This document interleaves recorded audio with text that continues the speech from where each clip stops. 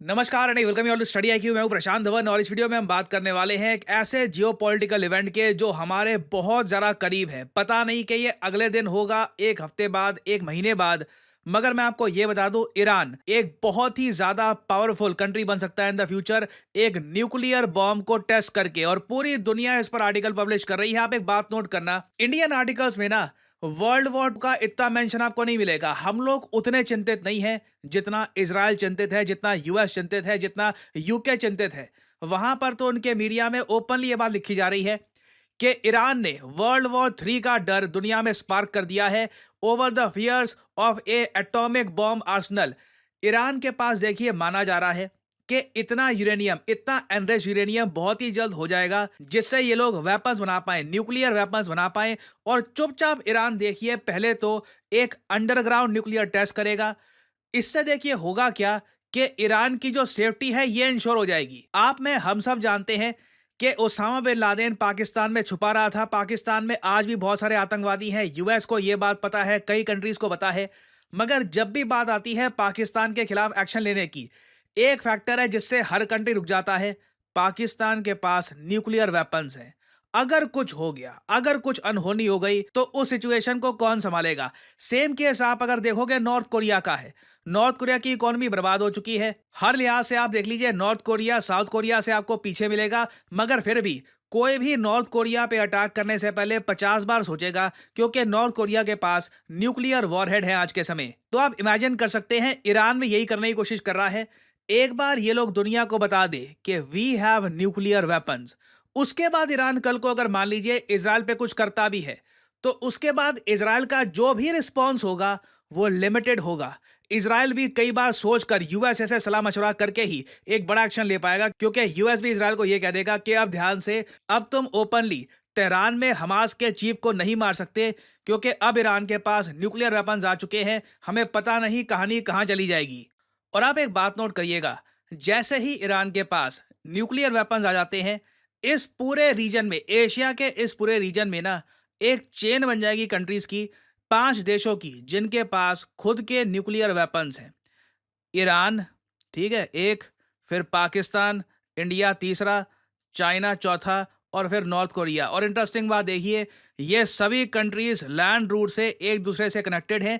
Israel के पास भी nuclear weapons हैं, तो टेक्निकली आप कह लीजिए इवन दो इजराइल कनेक्टेड नहीं है विद ईरान एक लैंड बॉर्डर के साथ, मगर एशिया का जो ये पूरा रीजन है, ये कहा जाता है कि कल को अगर कोई न्यूक्लियर वॉर होगी तो मोस्ट प्रॉब्ली यहीं पर होगी, क्योंकि बहुत सारे देश इस एरिया में इकट्ठा हो रहे हैं जिनके पास न्यूक्लियर वेपन्स आ रहे हैं। और याद रखिएगा, सऊदी अरेबिया के ऑफिशियल्स ने काफ़ी बार मीडिया को यह कहा है कि अगर ईरान के पास न्यूक्लियर वेपन आ गया, सऊदी अरेबिया अपने डॉलर्स के रिजर्व्स का, अपने पैसे का अंधा इस्तेमाल करके जल्द से जल्द ये भी कोशिश करेंगे कि इनके पास भी न्यूक्लियर वेपन्स आ जाएं। तो सरप्राइज मत होइएगा कि इस रीजन में ऑलरेडी ईरान को आप अगर काउंट कर लीजिए, 6 कंट्रीज न्यूक्लियर वेपन वाले आ चुके हैं। सातवां in the future Saudi Arabia भी आ सकता है। और एक बात नोट करना, बेंजामिन नेतन्याहू हाल ही में जब यूएस गए थे, यूएसए के पार्लियामेंट को जब ये संबोधित कर रहे थे, इन्होंने ईरान के न्यूक्लियर वेपन्स का स्पेसिफिकली मेंशन किया और ये भी कहा कि देखिए, ये मत समझिएगा कि ईरान के न्यूक्लियर वेपन्स सिर्फ इजराइल को ही टारगेट करेंगे, ये हर एक अमेरिकन शहर को भी टारगेट करेंगे। तो कल को अगर मान लो, यहां पे मैं कहूंगा इजराइल के पीएम ने एक प्रिडिक्शन भी करी थी कि कल को अगर मान लीजिए ईरान को इजराइल रोकता है न्यूक्लियर वेपन्स हासिल करने से, तो वहां पर ना इजराइल सिर्फ खुद की रक्षा नहीं कर रहा होगा, यूएसए को भी बचा रहा होगा। ये जो लाइन है कुछ सेकंड्स की, ये मैं चाहता हूं आप सुने। And one more thing. When Israel acts to prevent Iran from developing nuclear weapons that could destroy Israel and threaten every American city, every city that you come from, we're not only protecting ourselves, we're protecting you. इस sentence पर पूरे US parliament ने खड़े होकर तालियां बजाई थी कि हम सिर्फ अपनी रक्षा नहीं कर रहे हैं, हम आपकी भी रक्षा कर रहे हैं। और इजराइल का देखिए क्लियर पॉलिसी है, इजराइल के पीएम नेतन्याहू की क्लियर पॉलिसी है, ईरान बिल्कुल बहुत ज़्यादा करीब है वेपन्स ग्रेड यूरेनियम के, और कभी भी ये न्यूक्लियर टेस्ट ये लोग कर सकते हैं। और इसलिए मैं कहूँगा मिडिल ईस्ट में आज के समय वॉर का खतरा इतना बड़ा बना हुआ है। और ये खतरा देखिए ना सिर्फ इजराइल को डालता है डेंजर में, इंडिया भी देखिए इससे बहुत ही बड़े खतरे में आ जाता है, क्योंकि याद रखिएगा, जिस दिन ईरान पर एक बड़ा अटैक होगा, ईरान स्ट्रेट ऑफ हर्मुज ये जो इलाका है इसको चोक कर देगा। इंडिया का बहुत सारा ऑयल जो आता है मिडल ईस्ट से, ये आना रुक जाएगा। एक्चुअली ना सिर्फ इंडिया का, जापान का, यूएस का, आप देखोगे एक ग्लोबल स्टॉक मार्केट क्रैश होगा उस दिन। मेरे शब्द याद रखना, ये सडनली एक दिन होगा। मेरे ख्याल से उस वक्त किसी को बेचने का टाइम भी नहीं मिलेगा। It will happen so suddenly, और एक के बाद एक बड़े बड़े इवेंट्स होंगे। और ऑब्वियसली उस केस में भारत की जो इन्वेस्टमेंट है चाबार पोर्ट में, ये भी रिस्क में आ जाएगी। तो डेंजर सिर्फ इसराइल को नहीं होगा, इंडिया को भी होगा। इसराइल को देखिए और टाइप का डेंजर है। मान लीजिए ईरान इनिशियल अटैक को झेल लेता है। ईरान पहली बात तो बहुत ही सीक्रेट तरीके से, जिस तरीके से इंडिया ने पोखरण किया था ना, यूएसए को पता नहीं लगा था। बिल्कुल जब पोखरण टेस्ट हो गया उसके बाद यूएसए को पता लगा कि हाँ ठीक है, इंडिया ने न्यूक्लियर वेपन टेस्ट कर लिया है। अगर वही काम करता है ईरान, तब देखिए ईरान पे अटैक होने के चांसेस काफी हद तक लिमिट हो जाते हैं। मगर कहीं से अगर मान लीजिए मोसाद को एक प्रॉपर डेट का पता लग जाता है, जो मोस्ट प्रॉब्ली पता लग जाएगा ईरान के केस में, कि ये लोग कब न्यूक्लियर टेस्ट करेंगे, कितने दिन बचे हैं, 2 दिन, 1 दिन, और उससे पहले इजराइल देखिए अटैक करता है ईरान पर, देन डेफिनेटली एक बड़ी वॉर हो सकती है पूरे मिडिल ईस्ट में। अगर मोसाद ने वो डेट मिस कर दी, मोसाद चकमा खा गया, फिर उसके बाद मैं कहूंगा कि सारे चांसेस नील बड़ा सन्नाटा हो जाते हैं।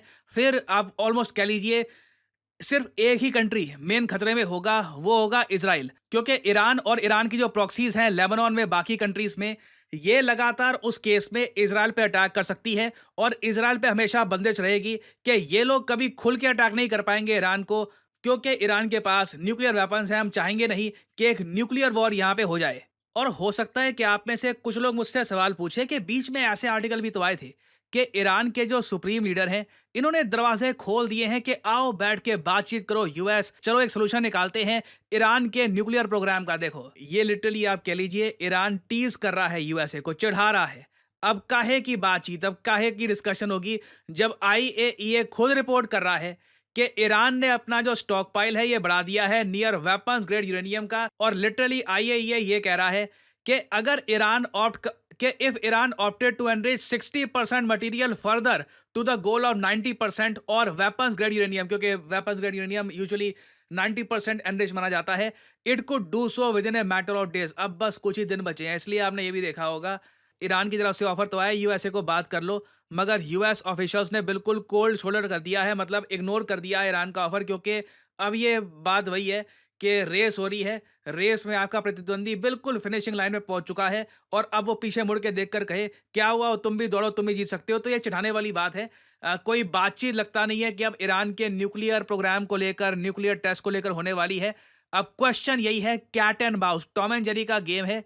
क्या इजराइल कैलकुलेट कर पाएगा कि ईरान ये न्यूक्लियर टेस्ट क्या करने वाला है, कब करने वाला है? क्या ईरान को ये जेन्युइनली रोक पाएंगे, या फिर ईरान जैसे इंडिया ने चुपचाप पोखरण कर दिया था वैसे दुनिया को शॉक कर देगा और एक नया देश एशिया में खड़ा हो जाएगा जिसके पास खुद के न्यूक्लियर वेपन्स होंगे? तो आने वाला टाइम बहुत इंटरेस्टिंग रहने वाला है। पर्सनली आप मुझसे पूछें, अगर कई बार लोग कहते हैं सर आप बताओ आप क्या सोचते हो, मैं देखिए सेल्फिश आदमी हूं इंडिया के मामले में। आप अगर मुझसे पूछे जियोपॉलिटिकली हमारे लिए बेस्ट केस सिनेरियो यही होगा कि अगर ईरान के पास न्यूक्लियर वेपन्स आने ही है, अगर होना ही है ये, तो ये चुपचाप आराम से हो जाए।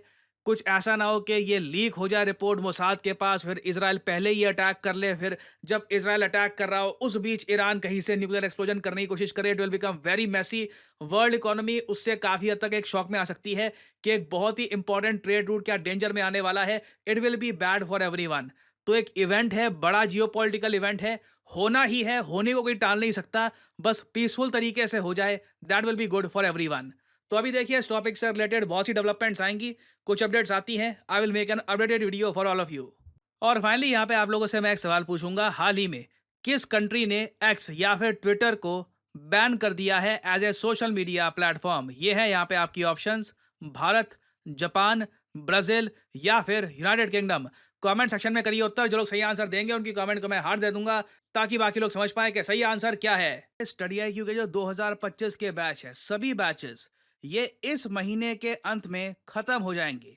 अगले महीने बड़े चेंजेस किए जाएंगे, तो प्रीलिम्स के लिए तैयारी करने का टाइम अब लिमिटेड बचा है। आपके पास एक गोल्डन अपॉर्चुनिटी है कि जो आखिरी के 3 दिन हैं इस महीने के 29th, 30th एंड 31st, आप एक मैसिव डिस्काउंट पर स्टडी IQ के बैच में कर सकते हैं एनरोल। इसके बाद देखिए 2025 के बैचेस समाप्त हो जाएंगे, कोई भी 2025 का बैच सामने नहीं आएगा।